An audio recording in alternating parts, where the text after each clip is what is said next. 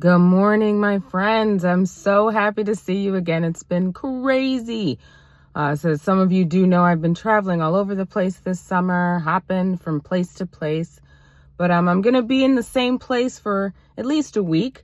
So that gives me time to jump on and talk to you. The first thing I wanted to say is thank you so much for those of you who showed up for the Becoming Her Masterclass, the Feminine Energy Masterclass that we had together.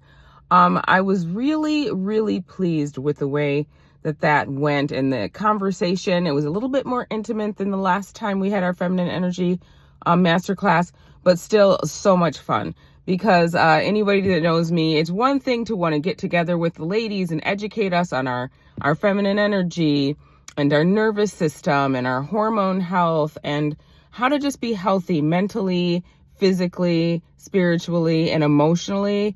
How to do all of those things. That's one thing, but I want to make sure it's always fun. And I always want to make sure that people feel welcome and they don't feel judged and that I'm coming from this dogmatic place of get it together. No, we're all on this journey. We're all at different places on the journey. But at the end of the day, with social norms the way they are, getting feminine energy right all the time, every day, all day, is just not a thing.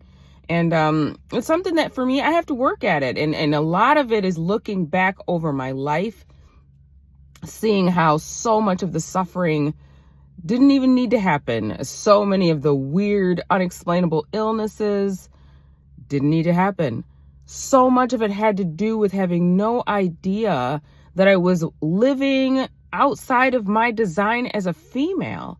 You know, when the creator says you are the feminine one, the weaker vessel, so you should be letting your man lead, let him do the heavy lifting, let him do the hard stuff. And you're like, no, whatever a man can do, I can do better. And all of those cliched, weird quotes that we bought into, I had no idea what I was doing to myself. And so now that I know better, not only do I feel compelled to do better, but in doing better, I can't keep that valuable information to myself. Lives are literally being lost or shortened, or the quality of lives are so negatively impacted because we are doing things in a way that we're stressing our bodies out so bad that we are forming chronic illness and disease where we don't have to. If we would learn how to be more instead of do more and focus on softer living and stop rushing around and stop chasing and pushing and forcing and having to feel like we're in control all the time and letting our happiness and our joy be directly tied to what other people do or don't do. The reason that I bring this up is because the next time we do a masterclass based on my work in coaching and doing holistic therapy with other people, and even just my observations in general, I can see the power in becoming more breezy and unbothered. And I remember in 2024, when I was working on my vision board, I always try to have a new vision board at the beginning of each year and talk about, like, what are my goals? What is it that I want to do to level up my life next year? Because I don't always want to be doing the same. Life is moving forward.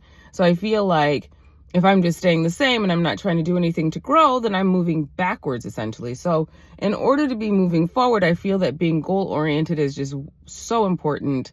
And for me, in order to calm my nervous system at an even better level, I felt like I want to get better at mastering breezy and unbothered energy. So much of that is tied to the let them theory. It's funny, Mel Robbins, she recently was honored by Oprah Winfrey because she wrote a book called Let Them. Interestingly, I taught Let Them long before any of that, but I learned it from an older woman and I wish I knew her name. So I'm sure Mel has her own take on it. I probably have some of my own takes on it, as did this older woman, but essentially the foundation is the same. And that is that we can't make other people do, see things, feel a way, react a way, emote a way, respond. We can't do or control any of that. So why do we keep trying? Or why do we make decisions with the idea of pleasing people, but knowing we're going to pay a super high price for saying yes to things we have no business saying yes to? We're saying yes to somebody because we're worried about the reaction if we were to say no. But the let them theory frees us of being attached to that outcome of, well, what if they get mad? What if they get sad? What if they talk bad about us? What if they don't like us as much? Which, if we're in relationships where it's all based on control and manipulation, what kind of a relationship is that anyway, where you're not even allowed to take care of yourself? You have to be so worried about running yourself ragged to please other people because heaven forbid they get upset. That's not even a healthy relationship. That's super toxic. But we don't know that. We all have so much trauma, and we have all these anxious attachment styles, sometimes some codependency, and we don't even recognize an unhealthy relationship if it hits us in the face.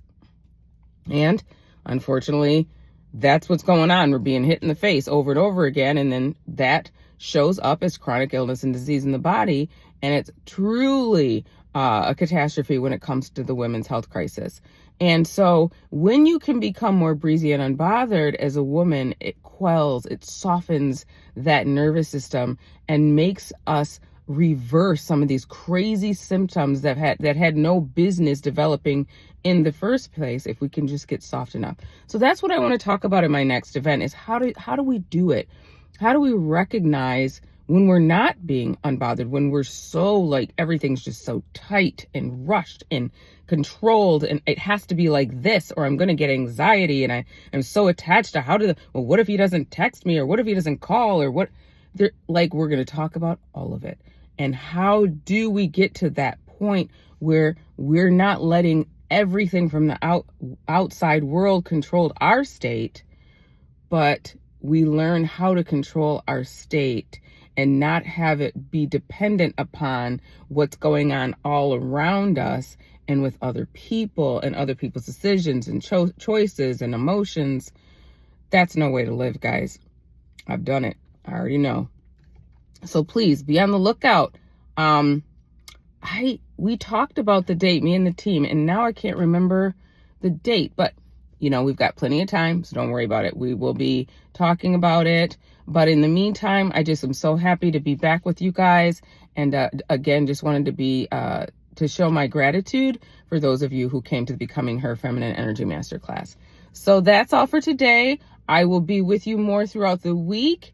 And if there's anything you want to hear more about, please put it in the comments. If you are not subscribed, please get subscribed and push the notification bell so that whenever I drop some new content, you get notified right away. And again, like I always say to my people in my Woosah world, please don't forget to Woosah, because the body cannot heal in an agitated space. Have a good day, everybody.